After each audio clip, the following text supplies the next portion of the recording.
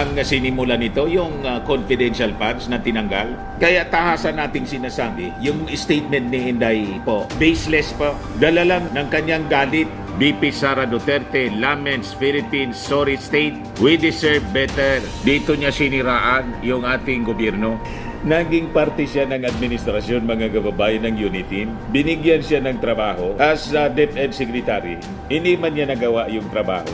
So tama ka, we deserve better. So ang dapat po na gawin po ninyo, mag-resign na kayo po sa pagiging Vice Presidente kasi wala man kayong contribution. Sayang ng pasweldo. Lugi. Nagbabagang mga balita at pagtamakay sa mga isyo ng lipunan. Pulsa, opinyon, bala at paglalantad sa katotohanan. Pulsa, what you see is what you get. Unisan. Logi ang ating mga mamamayan sa isang non-performing public official. Non-performing na siya. Ngayon, nanggugulo pa. Nag-full-time na, mga kababayan, sa paninira si Inday. Mas malala pa kay Lenny.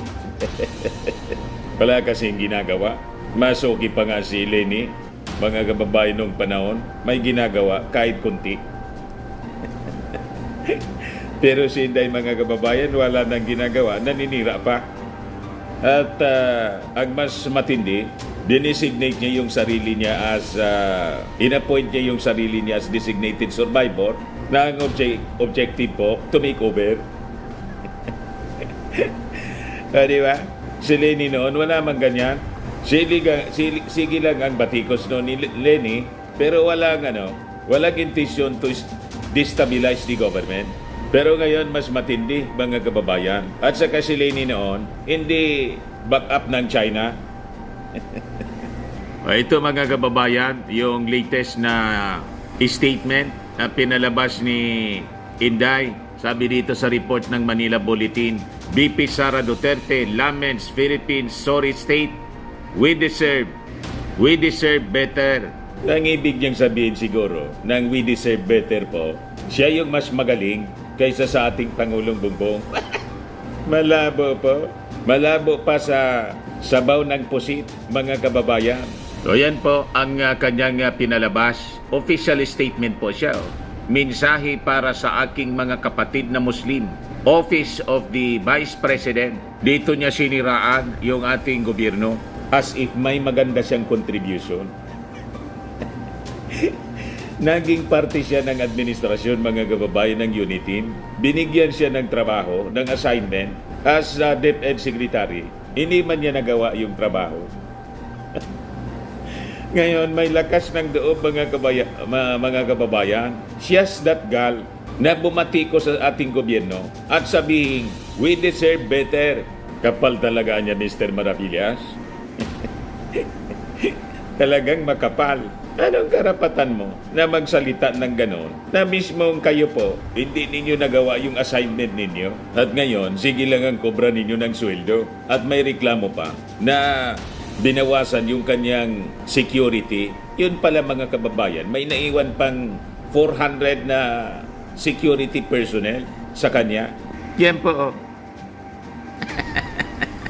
At saka, yung gastos niya in 2 years sa kanyang security po, 500 million, more than 500 million, 500 million pesos. Yan po ang dapat na tuligsain, mga kababayan. Pero yung pamamahala ng ating gobyerno po, ng ating Pangulong Bongbong Marcos, walang karapatan po si Inday at yung mga Duterte na magpuna. Tama po, mga kababayan? Yan ang sabi dito po sa balita ng Manila Bulletin ngayon. Vice President Sara Duterte criticized the government anew in a statement tackling the state of security, healthcare, infrastructure, and democracy in the Philippines, lamenting that Filipinos deserve better and not leaders who are traitors to their sworn duty. Madaling sabi, pinariringgan niya yung ating Pangulong Bongbong Marcos na siyang traidor. Ang traidor po, yung no comment sa West Philippine Sea issue, yun ang totoong traidor. Ito po yung full message niya. Basahin muna natin po at isa-isahin natin, punto por punto natin na babasagin ang paninirang ito ni Inday. sa ating administrasyon. So sabi diyan, Office of the Vice President, Republic of the Philippines, mensahe para sa aking mga kapatid na Muslim. Ginamit pang platform yung mga Muslim. Sa aking mga kapatid na Muslim, nais kong ipaabot ang aking taos-pusong pasasalamat sa inyo. Yung full story ng balitang yan, click subscribe muna dito sa ating YouTube channel and hit the notification bell para lagi po kayong updated sa mga kaganapan dito sa ating bansa. Like and share na rin po ninyo ang ating video. At huwag na rin po ninyo na skip yung ating mga commercial ads para tuloy-tuloy lang ang pag-unlad ng Bagong Pilipinas. Sa mga nagana po ng malinis and spacious fitness gym, pumunta lang po kayo sa aming Colossal Fitness Gym. We also offer Grab Car Rental with our brand new 2023 model ng Toyota Innova. We also accept booking for those who are planning to travel via PAL, Cebu Pacific, and other airline companies, local and international, and bills payment for Meralco Bills, Aleco Bills, PLDT, etc. Ang Colossal Fitness Gym is located at 3rd floor Security Bank Building, Lanco Business Park, Legazpi City, Albay. For inquiries, look for Gilon Maravillas, contact number 0966-802-0949. Yan po yung aming Innova. Lagi na pong matao sa amin.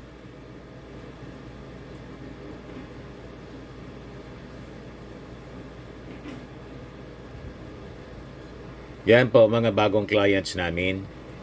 Napakaganda at colorful at napakalinis ng aming gym po.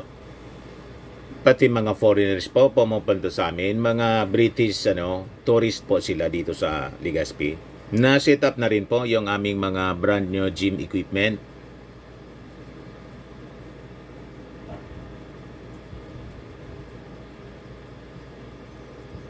May treadmill na rin po kami. Ito naman po yung bago naming product na binibenta online. Eye Glow Serum, whitening po siya. Tingnan ninyo yung epekto sa aking anak na architect before and now. Yung mga inquiries po ninyo, dumiretso na lang kayo sa kanyang Facebook account, Riz Maravillas. Ito naman po, Firmax Firming and Lifting Cream. Pinapahid po sa mga pulses in affected area. Mainam po sa paninigas ng mga kasukasuan. Ito naman po, Automax Radiant Serum. Sa mukha naman yung application, anti-aging po siya. You will look 10 years younger than your age. Sa mga cancer patients naman po, baka lang gusto ninyo itong itry. Neng siya red mixed fruit drink. Hindi mo po siya gamot, food supplement siya. Kaya lang, gawa siya mga kababayan sa goji berry. Yung goji berry may anti-cancer properties. O ngayon, yung mga inquiries ninyo, dumiretso na lang kayo sa aming messenger sa Facebook para masagot namin agad. Ayos pa? Ayos na ayos niya, Mr. Maravillas. Sa aking mga kababayan na kabilang sa 6 na Muslim tribes mula sa Davao City. Maraming salamat sa aking mga kapatid na Iranon, Kagan, Maguindanao, Maranao, Sama at Tausug para sa walang takot na pagpapahayag ng suporta at kagustuhang tumulong para sa kaligtasan ko at ng aking pamilya. Introduction pa lang po, sablay na po. Selfies, pansarili lang niya, yung kaligtasan lang niya, mga kababayan, ang kanyang concern. Hindi pa makuntinto sa 400 na security niya na yung ginagastos pala, mga kababayan, in 2 years, ang ginastos po, more than 500 million pesos, sabi ni Atty. Gadon, based on records. May may gana pang magreklamo, siya na yung may pinakang malaking security, mas malaki pa, mas marami pa kaysa sa ating Pangulong Bongbong. Walay pulong nga makahulagway sa akong pagpasalamat kaninyo. Hindi natin maintindihan kung ano yan. Ngunit sa puntong ito, sadyang hindi ang aking seguridad ang mahalaga, kundi ang kaligtasan ng ating bansa. Kung hindi malaga yung security mo, kaligtasan ng bansa iniisip mo, bakit ka nagrereklamo at walang tigil sa pambabatikos kay General Marbil ng inyong mga supporters, yung inyong mga nausog vloggers? Di ba? So iba yung sinasabi ninyo sa totoong pinapakita ninyo mismo at ng inyong mga kasama.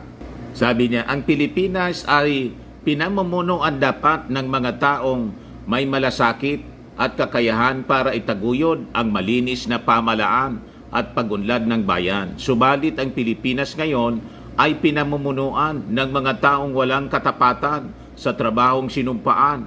Kaya ang tanging nananaig sa atin ay takot para sa kinabukasan ng ating mga anak. Parang yung sinasabi po ninyo, mas nababagay pong sabihin habang nakaharap po kayo sa salamin. Walang katapatan. Mas matapat pa kayo kay Pastor Apollo Kibuloy. Di ba?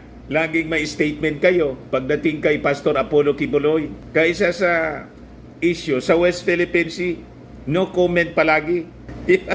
Yun ang malinaw po eh. Kaya mas maganda habang binabasa po ninyo ito, nakarap kayo sa salamin at dapat tinuturo ninyo yung sarili ninyo. Tama po? Sabi pa niya, ang Pilipinas bilang isang kapuluan, dinadayo ng bagyo taon-taon, may komprehensibong plano dapat at mga matatag na infrastruktura laban sa kalamidad. Subalit ang Pilipinas ngayon ay may gobyernong umaamin na wala man lang tayong flood control master plan. Mabuti nga na sinabi ng ating Pangulo, ng Pilipinas wala man national master plan. Ang tanong, inamin ba yan ng inyong tatay? Anong ginawa ng inyong tatay doon sa budget para sa flood control? Amounting to 2.5 trillion. Di ba? 6 years yung inyong tatay na namuno sa ating bansa. Inubos yung panahon sa EJK, tukang-tukang. Anong resulta? Naharap kayo sa kaso sa ICC. Pero yung problema natin sa flood control, sa pagbaha, may ginawa kayong yung pamilya ninyo may ginawa na solusyon. Di ba wala? So ito ngayon ang sinusolusyonan ng ating Pangulong Bongbong Marcos. Ito nga yung ating Pangulo 1 hour ago. Sinayaan ni Pangulong Ferdinand Marcos Jr. ngayong Agosto 7 ang Integrated Risk Reduction in Climate Change Adaptation Project 1 na may layuning pabilisin ang paghupa ng baha sa ilang munisipalidad sa Pampanga. Yan mismo sa inauguration ceremony sa Masantol, Pampanga, binigyan diin ni PBBM ang potensyal ng IDRR CCA 1 na isulong ang disaster resilience at pagandahin ang pamumuhay sa lalawigan. Nanawagan din ang Pangulo sa mga residente at lokal na pamalaan na magkiisa sa pagtugon sa pagbabaha sa bansa. Talibasa, wala kayong ginawa, mag-isip ng mga masasama ngayon after na kayo ay mag-resign as DepEd Secretary, mag-isip ng mga paninira. So, you are not updated sa ginagawa ng ating Pangulong Bongbong. Iyan inauguration po ng flood control sa Pampanga. Kasi yung baha sa Manila po, galing sa Central Luzon, yung galing sa mga kabundukan ng Central Luzon, papuntang Bulacan, diretso sa Manila, tapos sa Laguna de Bay, ganon. Yan ginagawa ng ating Pangulo with Speaker Martin, di ba? Napakalinaw po. Kaya fake news kayo eh. Yan ang flood control project sa Central Luzon, sa Pampanga. Yan ang ating Pangulo na sinasabi ng mga kasama mo na bangag, malayong malayo ang itsura sa pagiging bangag. Ikumpara ninyo mga kababayan, sino ang malinaw na bangag? Ngiwi. Yan, tingnan ninyo ang ating Pangulong Bongbong Marcos. Matikas, makisig yung itsura. Malayo dito. You see? Kaya walang maniwala po. Yan ba ang itsurang bangag? Kaya walang maniwala sa inyo. 16% na lang mga kababayan ang naniniwala sa mga Duterte. 36%. Mas lalong lumipad ang sumusuporta sa ating Pangulong Bongbong Marcos. Kaya itong paninira po ninyo, Inday, hindi ito obra. Lalo itong magpapalubog sa inyong pabulusok ng ratings. Yan po, malinaw po sa survey ng Okta Research. 36 Marcos supporters. Yan. 36% ang sumusuporta sa ating Pangulong Bongbong Marcos. 16% na lang sa inyo. Yan o. Pro Marcos, higit na mas marami kaysa DDS. Sa nilabas na Okta Research na survey noong June 29 to July 1, nakitang mas marami ang mga Marcos supporters na may 36% kaysa sa mga DDS na 16% lamang. Kaya ituloy po lang yan na paninira sa ating Pangulong Bongbong Marcos.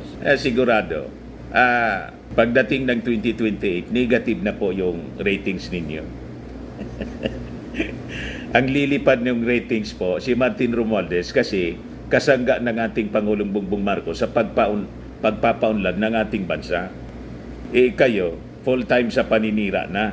Malinaw na fake news po yung mga sinasabi ninyo. Hindi man po totoo. Sabi pa niya rito, ang Pilipinas may healthcare system. Dapat na totoong mapapangalagaan ang kalusugan ng bawat Pilipino at maibsan ang mga gastosing medikal tuwing darating ang sakuna. Subalit ang Pilipinas ngayon ay may PhilHealth na imbes na paigtingin ay kukunan pa ng pundo upang magamit sa mga bagay na walang kinalaman sa kalusugan ng tao. Nagagawa po ng issue si Inday. Ang Pilipinas may mga representante sa Kamara dapat na nakakaintindi sa totoong sanhi ng kakulangan sa police to population ratio, that the shortage is a figure that cannot be solved during our lifetime due to the annually ballooning population and lack of budgetary resources to hire more personnel.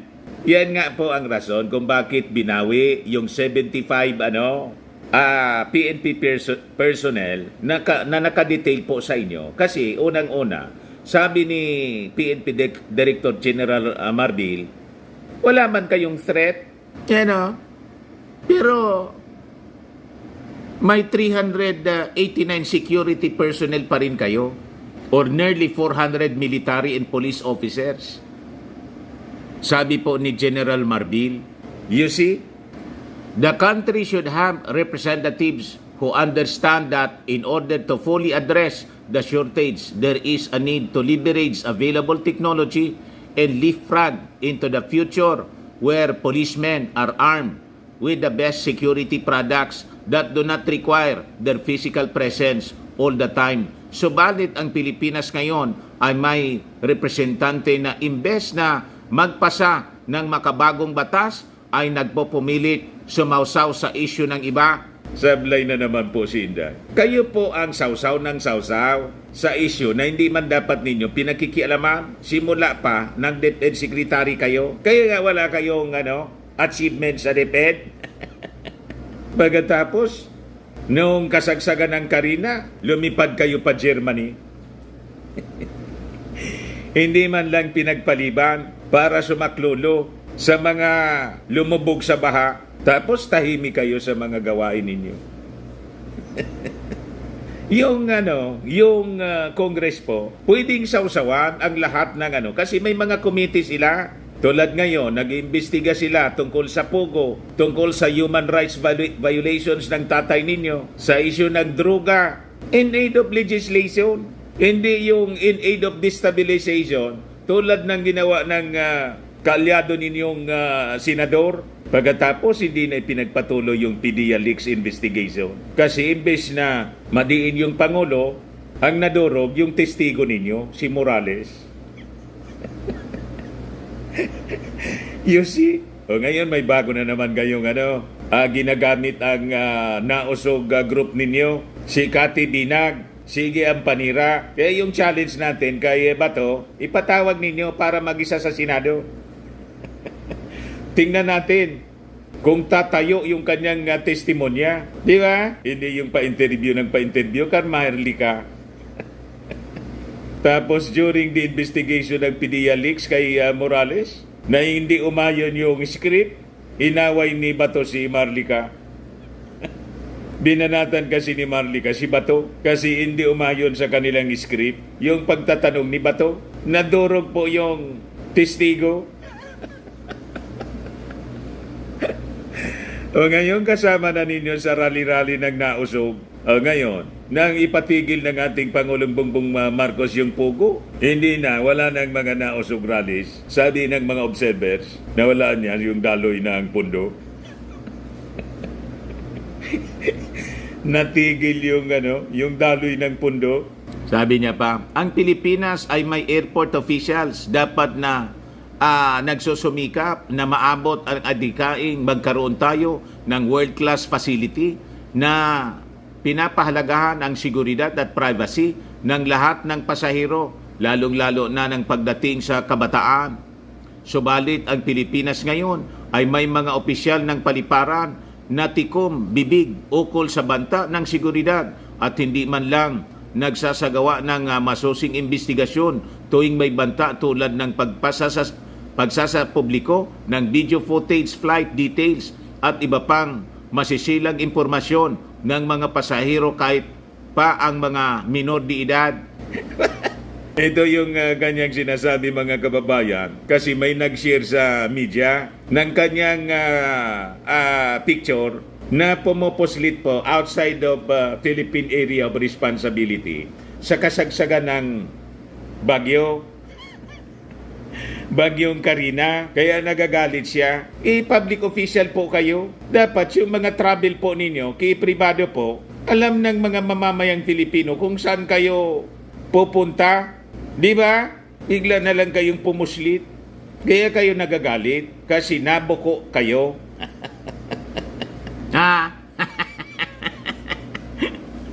Just in, Sara Duterte nakaalis na sa Philippine Area of Responsibility. Parang bagyo. Kaya kayo nagagalit. Tapos pumunta pala kayo doon sa meeting ng nausog sa Germany. Di ba? So priority ninyo yung destabilization ng nausog sa Marcos administration kaysa sa kalagayan ng mga nalubog sa baha dahil sa bagyong si Karina. Huwag kami inday. Sabi pa niya, ang Pilipinas bilang malayang bansa ay tumitindig dapat laban sa mga panghihimasok ng mga dayuhan sa ating mga domestic affairs. Subalit ang Pilipinas ngayon ay dali-daling yuyuko at susunod na lamang sa anumang kagustuhan at pangingialam ng mga banyanga tulad ng ICC. Tumitindig talaga po sa pag-imasok ng mga dayuhan tulad po ng China. Pero kayo po, di ba no comment kayo? Pagdating naman po sa ICC, may karapatan po yung ICC. Kasi yung investigasyon po na ginagawa, yung outside doon sa sa panahon, hindi outside, doon sa panahon kung saan member pa tayo ng ICC. So may karapatan sila na mag-imbestiga nung member pa tayo. Tama? At saka yung Interpol po, may obligasyon tayo sa Interpol. Paano yung ICC po? Sinik yung help ng Interpol. Ang sabi, yung Interpol yung magse-serve ng warrant of arrest. May obligasyon tayo sa Interpol. Hindi pa pwede nating i-compromise yung future natin dahil lang sa personal ninyong mga demands. Unang-una, kung hindi nagmalabis yung tatay ninyo po, di wala sanang problema kayong kinakarap ngayon. Pati yung inyong kaibigan si Pacquiao. So itong statement po ninyo, wala sa lugar, mali. Sabi niya, mga kaigsuunan ko, sa sipag at galing ng Pilipino, nangunguna dapat ang Pilipinas sa ating mga karatig bansa. Subalit ang Pilipinas ngayon ay patuloy na nagugutom, naghihirap at lumulubog ng dahil sa mga mapandinlang para maupo sa pwesto. Ang lumulubog po, yung ratings ninyo, nang ibig sabihin, hindi nagugusto sa mga pinagagawa ninyo. Yung sinasabi ninyong mapandin lang, mismong yung tatay ninyo yung nagsabi nang mag-announce kayo na tatakbo silang lahat. Si Maudigs, si Baste, tapos si Pulong. Sabi mo, tatakbong senador. Pero panlilin lang man lang pala yung inyong statement. So kayo ang mapanlin lang. Bakit? Mismo yung tatay ninyo nagsabi, maniwala ka man niyan kay Inday. Dinajamming ka lang anya niyan. Dinajamming lang anya kayo niyan ng todo. Ano man gawin namin anya sa Senado? So ang ibig sabihin po, Mismong yung tatay ninyo, hindi maniwala, sasabi ninyo na tatakbo. Tatakbo silang lahat, tatlong Duterte. Madaling sabi, ang statement mo ninyo po, pandilin lang. Di ba? Nililin lang ninyo ang mga mamamayang Pilipino sa inyong mga pinapalabas na statement na mismong kinontra ng tatay ninyo. Sabi ng tatay ninyo, huwag maniwala sa'yo. Dinajamming mo lang. Madaling sabi, Inday, sinungaling ka, sabi ng tatay mo mismo. Madaling sabi, pari-parehas kayo. Kaya bulusok na po yung ratings ninyo. 16% na lang ang sumusuporta sa inyo po, sa pamilya ninyo. Nadala yung mga mamamayang Pilipino. Habang yung ating Pangulong Bongbong Marcos, kumbinsido ang napakarami mga Pilipino. Tumaas pa, 36%. Sabi niya, pagod na tayong makita ang bayan na napag-iwanan, tinatrato na parang walang halaga, hindi kaaya-aya, at sunod-sunuran sa ibang lahi. We Filipinos deserve more than what we are hearing and seeing from the government right now. We Filipinos deserve better. We Filipinos should be the best. Allahu Akbar, syukran. Sara Duterte, Vice President of the Philippines. Tama po, we deserve better po. Kaya ang dapat manatili yung ating Pangulong Bongbong Marcos ng more than 6 years. Kung hindi pwede kasi yung ating Pangulong Bongbong mag-expire ang term sa 2028, ang dapat po na mas magaling sa inyo po na sigurado kami, si Martin Romualdez. Kahit siyang saang bagay sukatin po, pag kinumpir kayo ni Martin Romualdez, malayo kayong dalawa. Tama pa? Kayo nga, hindi ninyo maipaliwanag yung budget ninyo, pati yung confidential funds. Kaya nga hindi kayo hindi kayo nag-participate sa vice presidential debate kasi wala kayong kakayahan na sagutin yung mga katanungan ng mga panelists. So tama ka, we deserve better. So ang dapat po na gawin po ninyo, mag-resign na kayo po sa pagiging vice-presidente kasi wala man kayong contribution. Sayang ng pasweldo ng mga mamamayang Filipino sa inyo. Lalo yung inyong security. Ang gastos ninyo in 2 years time pala, 500 million plus. Loging-logi ang ating mga mamamayan sa isang non-performing public official. Non-performing na siya. Ngayon, nanggugulo pa. Yan ang masaklap. Napakagaling ng ating Pangulong Bongbong Marcos. Kaya nga tumaas yung kanyang ratings po.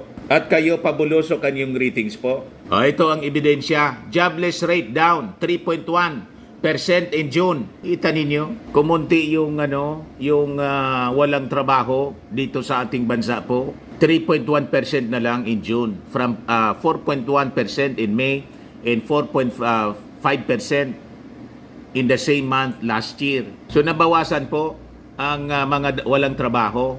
This translates to 1.62 million unemployed Filipinos or 490,000 less than May's figure of 2.11 million Filipinos. And in June 2023, 2.33 million yung dating walang trabaho. So, reflecting a year-on-year drop of 710,000 unemployed individuals. Tumaas na rin po ang employment rate which increased to 96.9% from 95.9% in May and 95.5% in the same month last year. So yung mga individuals, mga kababayan na may trabaho na, umabot na sa 50.28 million, higher than last year's 48.84 million, and in May's 48.87 million. Kaya tahasan nating sinasabi, yung statement ni Inday po, false, baseless po, fake news. Dala lang ng kanyang ng kanyang galit, mga kababayan. Ang sinimula nito yung confidential funds na tinanggal. Doon nagsimula, mga kababayan. Pero ang ating Pangulong Bongbong, mga kababayan, hindi niya pinapansin yung mga paninira ng mga Duterte, ng mga nausog. Lalo na ngayon, si Inday, hindi man yan sasagutin po kasi wala mang kakwenta-kwenta yung mga pinagsasabi niya. Ever since, mula pa nung kayo ni Tim siya, wala mang kakwenta-kwenta. Pag bumuka yung bibig ni Inday po, wala kang mapupulot na mabuti. Pati sa kanyang tatay at sa mga kaalyado niyang mga politiko, wala tayong mapupulot na mabuti sa kanila. Wala tayong papakinabangan sa kanila. Ang lumalabas sa kanila, puot at inggit, mga kababayan, sa ginagawa ng ating Pangulo. Kaya walang tigil na sila sa paninira. Ito yung ating Pangulo. Turnover ceremony of various operations and maintenance equipment sa NIA po. Kanina lang to, ina niyo, mga heavy equipment po siya. Napakarami. Yan ang ating presidente. Kasama siyempre si Martin Romualdez at yung mga members ng cabinet and Congress. Yan po, mga trucks and mga heavy equipment. Yan o, turnover ceremony of various operations and maintenance equipment of the National Irrigation Administration, Global Construct City, Mexico, Pampanga. Kahapon pala to. Ay ngayon, August 7 pala ngayon. O di ba? Nakakatuwa mga kababayan. Kaya masigabo ang pagsalubong sa kanya. Mainit at masigabong palakpakan palagi yung mga tao. Ang katuwang niya, si DA Secretary Laurel, tapos si Speaker Martin siyempre. Yan po, mga kababayan, turnover ng key. Thank you very much. Now, representing the beneficiaries from Mindanao, here to accept the key for the various equipment is Regional Manager Diosdado Rosales of NIA Region 12.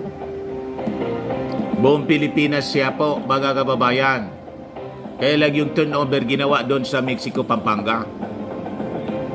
Thank you, Mr. President, and congratulations to all our beneficiaries. You know? Now we have Agriculture Secretary Francisco T. Laudel Jr. to introduce our guest of honor.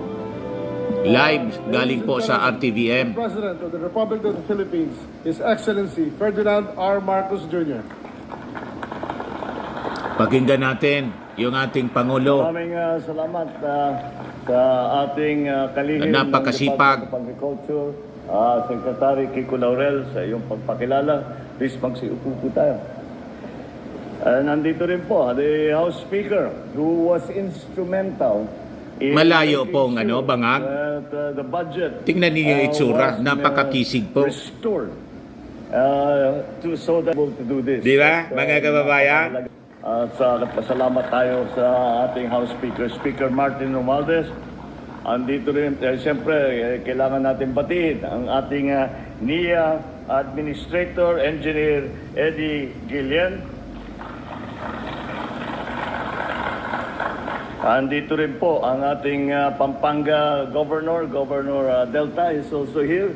And together with the Vice Governor, Vice Governor Nana Baby Pineda, Municipal Mayor of Mexico, Pampanga, Mayor Redencio Gonzalez, and of course, ang talagang pinuntahan natin dito at kayo talaga ang magiging aming inaasahan na tutulong at gagamitin lahat itong mga gamit na ito at gagamitin para mas pagandahin ang ating irigasyon, ang ating patubig sa buong Pilipinas, ang ating mga Irrigators Association at ang ating farmers beneficiaries. My fellow workers in government, and of course, our partners in the private sector, ladies and gentlemen, magandang umaga po sa inyo lahat. Today, we witnessed the turnover of the second tranche of the operations and maintenance equipment under the National Irrigation Administration 3-year refleeting program. Itong programang ito, this is a realization of our commitment to the efficient and effective functioning of our irrigation systems. This goes beyond the provisions of just the provisions of new machinery. It also empowers our NIA regional offices, the irrigators associations, our farmer beneficiaries to ensure the sustainability of our irrigation systems to avoid losses and to promote more efficient use of water resources that will in turn produce better and more crops. Last December 2023, we distributed 141 units of excavators amounting to an estimated 776 million pesos. That was the first tranche, turned over to the 17 NIA regional offices. Grabe Now, po. these Ang dami. equipments are now being used for the rehabilitation, preventive maintenance, and repair of irrigation facilities.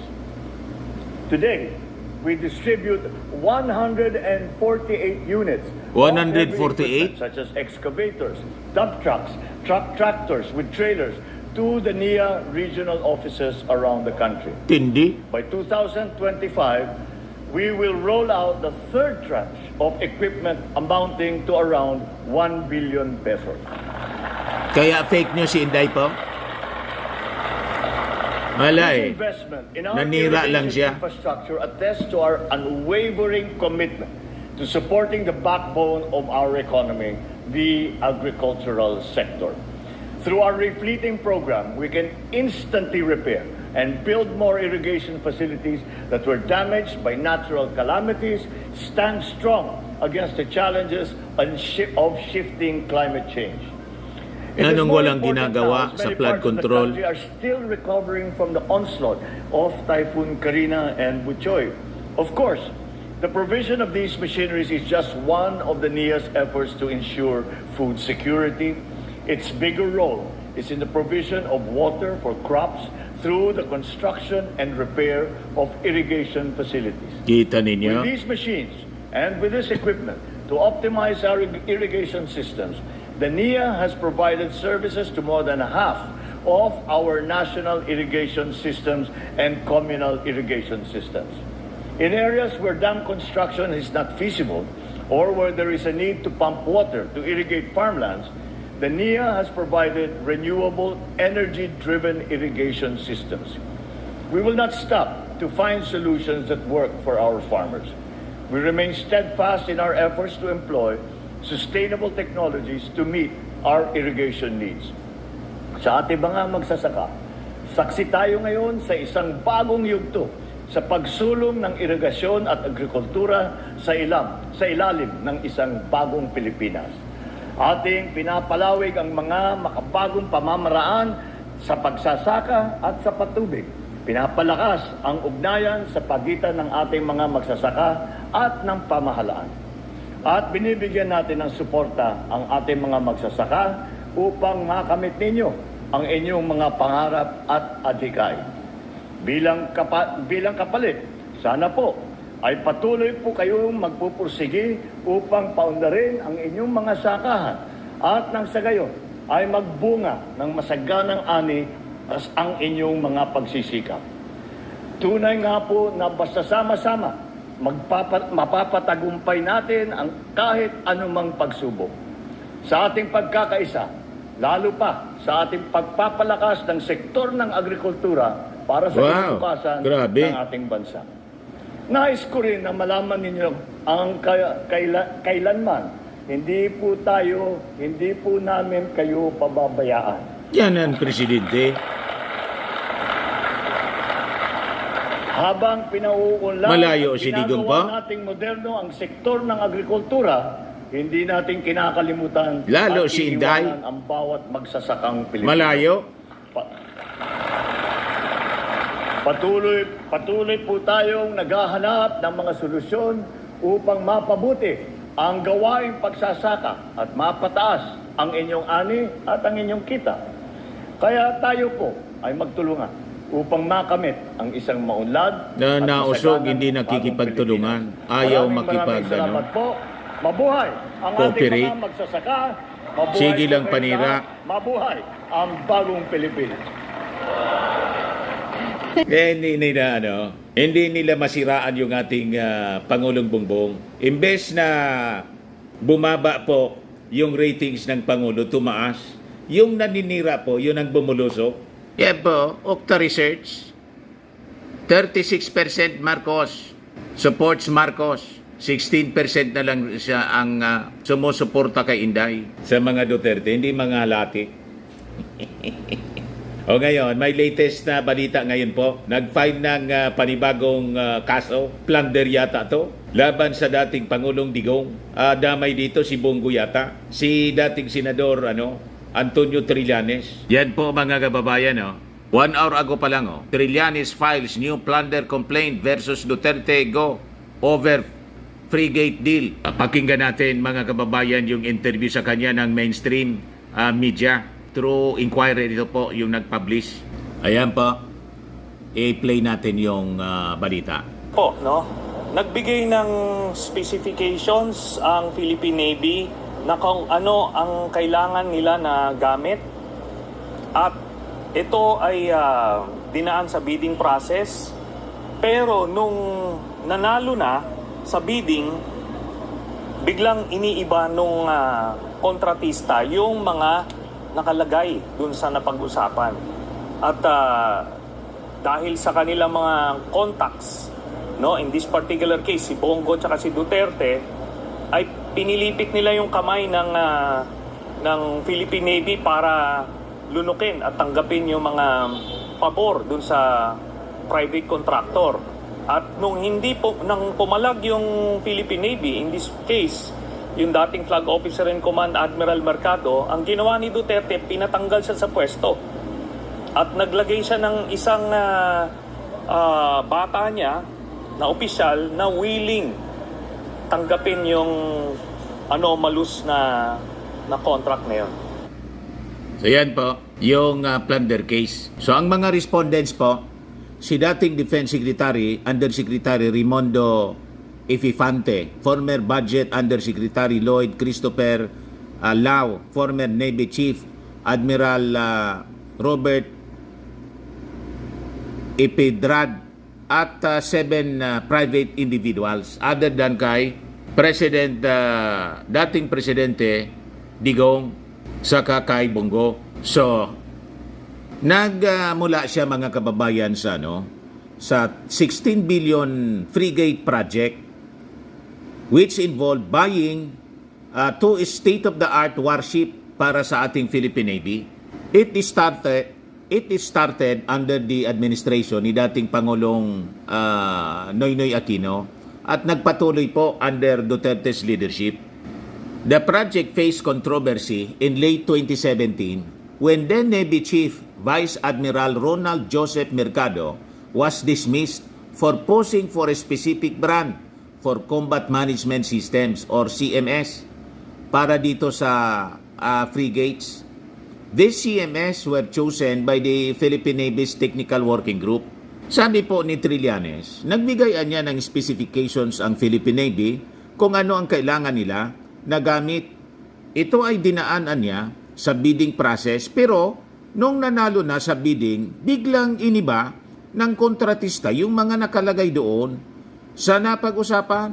Sabi po ni Trillanes, puwede saan niya ni Duterte yung Philippine Navy na i-accept yung pagbabago sa kontrata. At nung pumalag yung Philippine Navy, in this case, yung dating flag officer in command, si Vice Admiral Ronald Mercado Anya, ang ginawa ni Duterte, pinatanggal niya sa pwesto. Si Mercado, pinalitan ni Impedrad, who promptly approved the alleged illegal changes in the contract, bringing the additional billions in profit to the private contractor. Pumatong daw po ng matindi, 1 billion pa yata mga kababayan. Sa duda mga kababayan, sa nangyari, based sa mga ebidensya na presidenta, kasama sa presidenta, sa pag-file ng asunto, may mga kumita ng bilyon. Alam na this mga kababayan. Kaya nag-file ngayon ng plunder case kay Digong at kay Bongo, kasama yung iba pa, sa Osgado, itong si dating Senador Trillanes. Ghost intervention was confirmed by Duterte during his 2019 State of the Nation address, saying that he instructed Go to intervene in the frigate project. Kaya, mga kababayan, final na niya po yung kaso. Ngayon pa lang po sa Department of Justice. So, hintayin natin yung mga developments ng